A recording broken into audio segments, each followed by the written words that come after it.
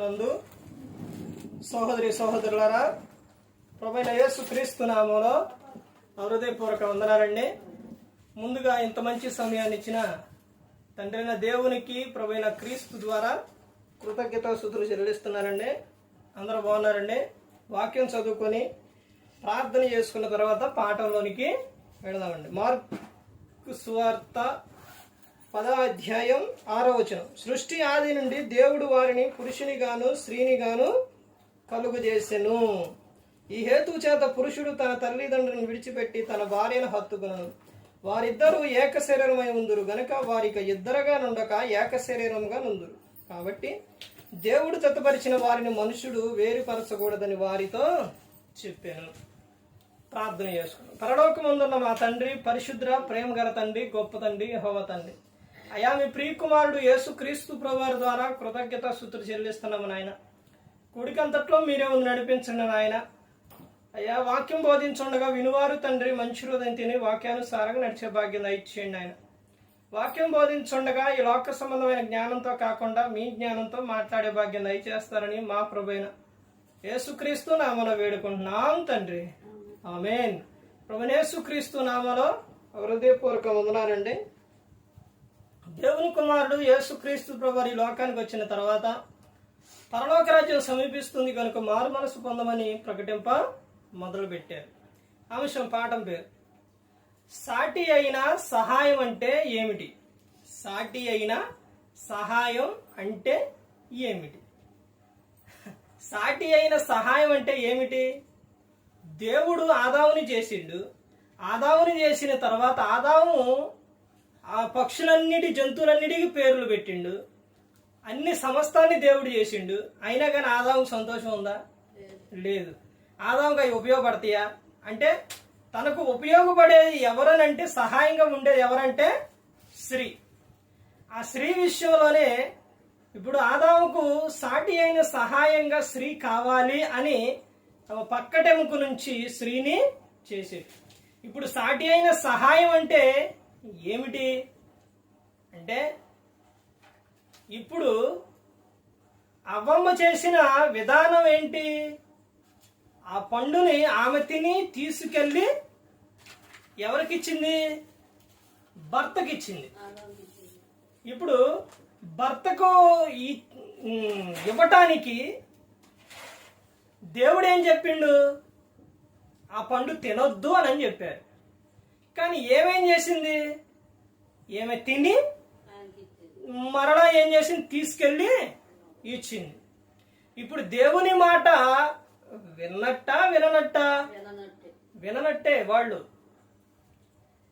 ఇప్పుడు స్త్రీ చూడండి, భర్తకు సహాయంగా మంచి విషయాల్లో ఉండాలి కానీ భార్య భర్తకు చెడు విషయాలు, చెడు మాటలు ఇలాంటివి చెప్పకూడదు. ఒక పాస్టర్ గారు వాక్యం చెప్పడానికి జైలుకి వెళితే అక్కడ ఒక ఆయనంట కూర్చొని బాధపడుతూ ఉన్నాడంట. ఏంటయ్యా ఎందుకు బాధపడుతున్నావు, ఏం జరిగిందనంటే అతను చెప్పిన విషయం ఏంటంటే ఆయన ఆఫీస్కి వెళ్తారంట.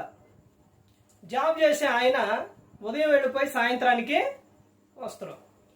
అయితే ఇంకో ఆయన కూడా పక్కన వీళ్ళు ఎక్కడ దాంట్లో దాన్ని ఏమంటారు రెంట తీసుకుని ఉంటున్నారు. ఆ పక్కన ఆయన కూడా జాబ్కి పనికి వెళ్తారు.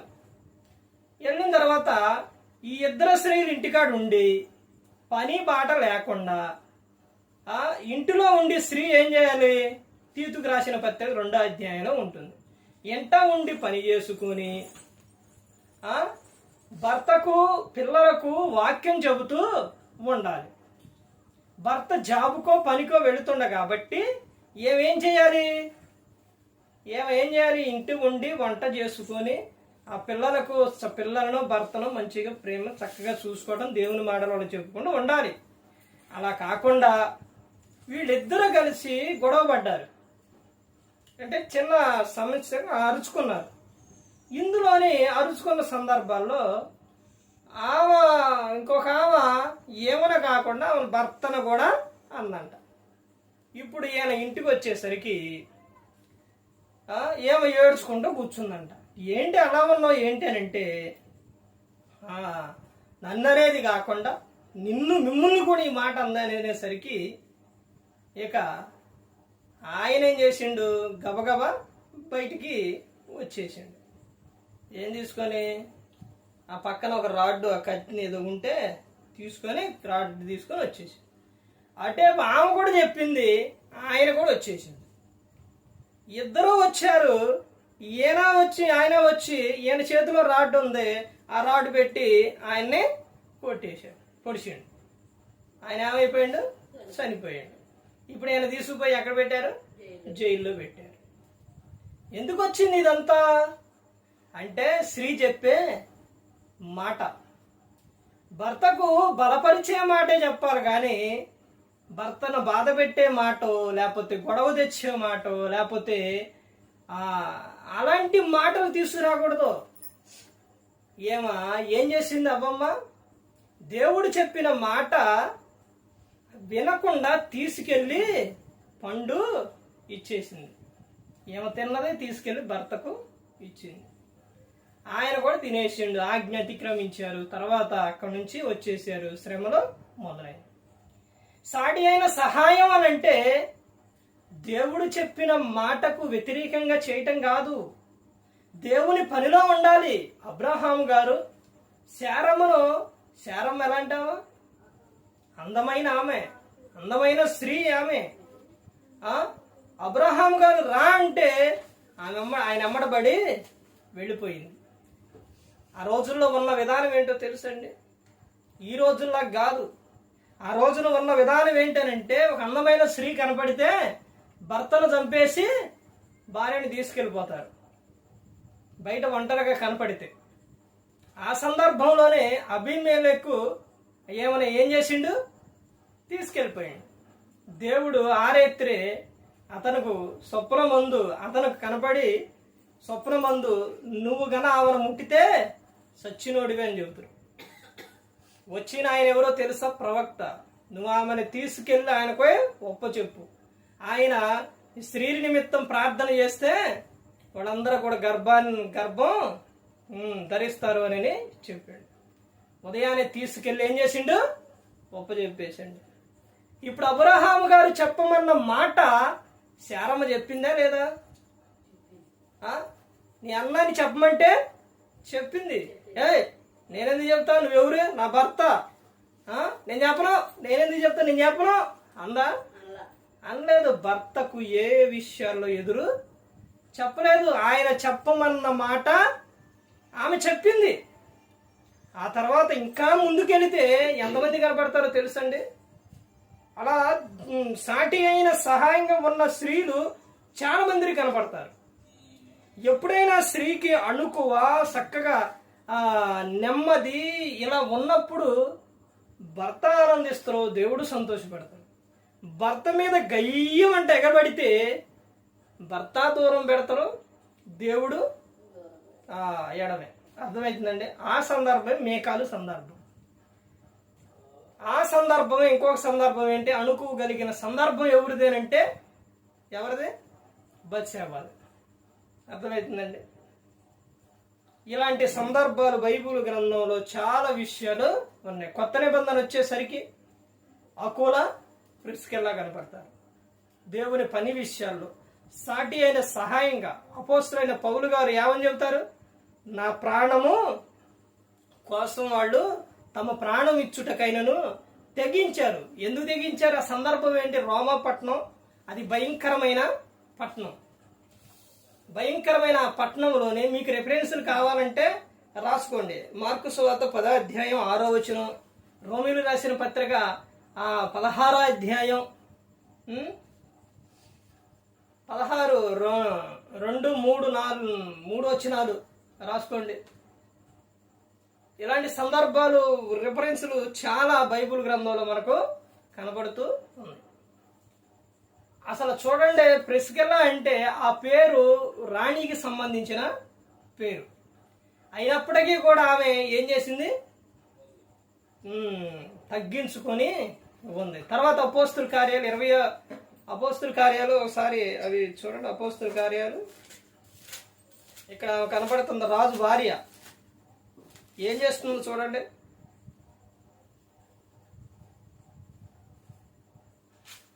ఇరవై 24వ అధ్యాయం అపోస్తుల కార్యాలు 24వ అధ్యాయం 24వ వచనం. కొన్ని దినములైన తర్వాత ఫెలిక్సు యూదురాలైన ద్రుసిల్లా అను తన భార్యతో కూడా వచ్చి పౌలును పిలిపించి క్రీస్తు యేసు నందల విశ్వాసమును గూర్చి అతడు బోధింపగా వినెను. చూశారండి, ఎవరేమే?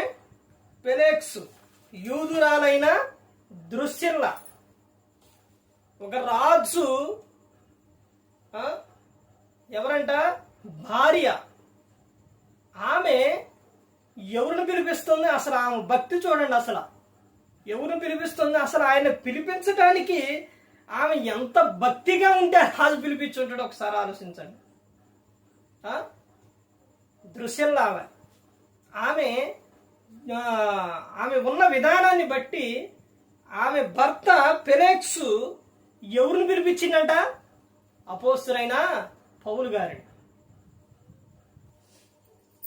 ఎందుకనంటే సేవకుడు చెప్పే మాట వింటే తమ ఆత్మలు ఏమైతే రక్షింపబడతాయి. అపోస్తలుడైన పౌలు గారు చెబుతున్న విషయం, క్రీస్తు యేసు నందల విశ్వాసమును గురించి అతడు బోధింపగా వినెను. ఎవరు బోధించారు? అపోస్తలుడైన పౌలు గారు. అప్పుడు అతడు నీతిని గూర్చియు ఆశానిగ్రహమును గూర్చియు రాబో విమర్శను గూర్చియు ప్రసంగించుచుండగా ఫెలిక్సు మిగుల భయపడి, ఎప్పటికి వెళ్ళుము, నాకు సమయమైన నిన్ను పిలిపింతునని చెప్పెను. దేనిని గురించి చెబుతుండో? నీతిని గూర్చియు ఆశానిగ్రహం గూర్చియు రాబోవు విమర్శను గురించి ప్రకటిస్తూ ఉంటే ఫెలిక్సుకు ఏమొచ్చింది? భయం వచ్చింది. భయం వచ్చి సరే ఇప్పటికే కార్యము తర్వాత పిలుస్తానని చెప్పారు. 26వ వచనం. అతడు పౌలు వలన తనకు ద్రవ్యము దొరుకునని ఆశించి మాటి మాటికి అతన్ని పిలిపించి అతనితో సంభాషణ చేయుచుండెను. ఏమైనా దొరికిద్దేమని పిలిపిస్తుండవు.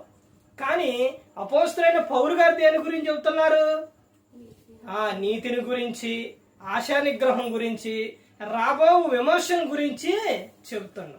అంటే ఇప్పుడు ఫెలిక్సులో ఉన్న ఆయనకు ఏం కలిగింది? భయం వచ్చింది. భయం వచ్చి అబ్బో ఈ విషయం మామూలు విషయం కాదు అని, సరేలే ఇప్పుడు కార్యము మళ్ళీ తర్వాత నేను పిలిపిస్తానని చెప్పాడు. ఇప్పుడు పౌలు గారిని పిలిపించడానికి, భర్తకు వాక్యం చెప్పించడానికి సహాయం చేసింది ఎవరో? భార్య దృశ్యలా. ఆ విధంగా ఉండాలండి. నా భర్త మారాలి, నా భర్త రక్షణలో ఉండాలి, నా భర్త క్రీస్తుని నమ్ముకోవాలి, ఈ లోకం విడిచినప్పుడు పరలోకం చేరాలని స్త్రీ అనుకోవాలి. సాటి అయిన సహాయం అంటే దేవుని పని విషయాల్లోని, తర్వాత ఈ లోకం పనులు విషయాల్లో కూడా. సామెతలు 31వ అధ్యాయం 10వ వచనం నుంచి, గుణవతి అయిన భార్య దొరుకుట అరుదు, అట్టిది ముత్యం కన్నా అమూల్యమైనది. ఆమె ఏం చేస్తుందంట? కందరకాడనే లేచి పనులు చేస్తుంది. భర్త ఆమెనే ఏమంటాడంట? మెచ్చుకుంటాడు. పిల్లలు ధన్యురాలు అంటారు. ఇవన్నీ విషయాలు కూడా అక్కడ కనపడతాయి అన్నమాట. ఆమె పని విషయాల్లో కూడా, ఇంటి వారి రక్షణ విషయాల్లో కూడా, ప్రతి ఒక్క విషయంలో కూడా ఆమె ఏం చేస్తుంది? జాగ్రత్త కలిగి ఉంటుంది. ఏ దృశ్యంలో ఏం చేసిందేమో? ఆత్మను రక్షించే విధంగా నా భర్త మారాలి, నా భర్త రక్షింపబడాలనే విధానంగా పౌలు గారిని రప్పించింది. సేవకుని రప్పించేది అందుకే కండి. కానీ ఆయన వేరే విధంగా అనుకున్నాడు. ఇక్కడ సామెతలు 31లో ఏం చెప్తున్నారండి? లోకంలో పనుల విషయాల్లో భర్తకు సహాయంగా, సాటి అయిన సహాయంగా ఉండాలని దేవుడు కోరుకున్నాడు. ఒకటి, దేవుని పని విషయాల్లో సహాయంగా ఉండాలి. తర్వాత ఈ లోకం పనుల విషయాల్లో కూడా ఏముండాలి? సహాయంగా ఉండాలని దేవుడు ఇందాక చెప్పిన మార్కు సువార్త 10వ అధ్యాయం 6వ వచనంలో ఉన్నట్టు దేవుడు సృష్టి ఆదిలోని వారిని పురుషునిగాను స్త్రీనిగాను కలుగు చేసెను. వారిద్దరూ ఏమై ఉన్నారు? ఏక శరీరమై ఉన్నారు. ఆ తర్వాత వారు ఏకం శరీరమైన వారు క్రీస్తుని నిత్యము కూడా వారి క్రియల్లో చూపించాలి. నిత్యం ఆ కుటుంబంలో కుటుంబ ప్రార్థన ఉండాలి. యెహోషువ గారు అదే చెబుతారు. నేను నా ఇంటి వారు యెహోవాను సేవించదుము అని చెబుతున్నారు. ఇకనైనా నీ క్రియలో మార్చుకో. నువ్వు ఒకరికి పెట్టేదానిగా ఉండాలి కానీ ఒకరికి కీడు చేసే విధంగా ఉండకూడదు. ఒకరికి సహాయం చేసేవారిగా ఉండాలి కానీ ఒకరికి కీడు చేసే విధంగా ఉండకూడదు. అందుకని ప్రతి ఒక్కరు గమనించుకోవాలి. ఈ సందర్భంలో మామగారు దగ్గరకు ఎంతో మంది ప్రార్థన చేయించుకోవడానికి వచ్చేవారు. ఆమె ఎంత భక్తిగా ఉంటే వచ్చేవారు అంటారు? ఒకసారి ఆలోచించండి. ఆ భక్తి కలిగి ఉంటేనే మన నోరు కంట్రోల్లో ఉండాలి. అర్థమైందని? మనం భక్తి గలవారమని మన నోటికి చిక్కం పెట్టుకోపోతే మన భక్తి అంతా వ్యర్థమేనని చెబుతుంది. అందుకని సాటైన సహాయం అంటే అర్థం ఏంటంటే దేవుని పనుల విషయాల్లో సహాయంగా ఉండాలి. తర్వాత ఈ లోకం పనుల విషయాల్లో భర్తకు ఏముండాలి? సహాయంగా ఉండాలి. భర్త సహాయంగా భార్యకు ఉండాలి. భార్య కూడా భర్తకు సహాయంగా ఉండాలి. ఇద్దరు కలిసి ఇద్దరిని దేవుడు జతపరిచారు కాబట్టి వారిద్దరు కూడా అణుకువ కలిగి దేవుని యందు భయభక్తులు కలిగి అలా ఉన్నప్పుడు ఆ కుటుంబంలో ఆశీర్వాదం అనేది ఉంటుంది. ఇంటి యజమానుడు దేవుని యందు భయభక్తులు కలిగి ఉంటే కీర్తన 128 కీర్తనలో ఉండే ఆశీర్వాదం వస్తుంది. అందుకని ప్రతి ఒక్కరు గమనించుకోవాలి. ఏ ఒక్కరు కూడా నశించి నరకానికి వెళ్ళిపోకూడదని యేసుక్రీస్తు ప్రభువారు ఈ లోకానికి వచ్చి మనందరి కోసం సిలువలో తన ప్రాణాన్ని పెట్టి ఉన్నారు. మరి ఈ విధంగా నిలబెట్టి మాట్లాడిచ్చిన తండ్రి దేవునికి కృతజ్ఞతాస్తుతులు చెల్లిస్తూ ఇంతవరకు శ్రద్ధగా ఉన్న మీకు ప్రభు పేరున హృదయపూర్వక వందనాలు చెల్లిస్తూ ఈ మాటలు ముగిస్తాను. అందరికీ వందనాలు.